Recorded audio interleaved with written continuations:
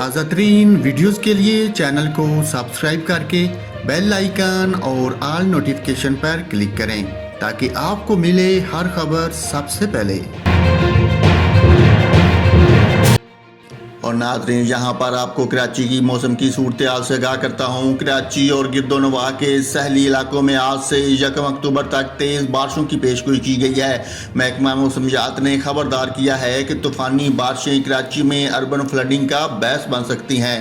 محکمہ موسمیات کے مطابق بدین، ٹھٹھہ، حیدرآباد اور دادو میں بھی اربن فلڈنگ کا خطرہ ہے، جبکہ ماکران کے ساحلی علاقوں میں تیز ہواؤں کے ساتھ طوفانی بارش کا امکان ہے۔ اس کے علاوہ لسبیلا، سون میانی، گوادر، تربت، یوانی میں بھی طوفانی بارش اور اربن فلڈنگ کا خطرہ ہے۔ آندھی کے باعث کمزور عمارتوں کو نقصان کا خطرہ رہے گا۔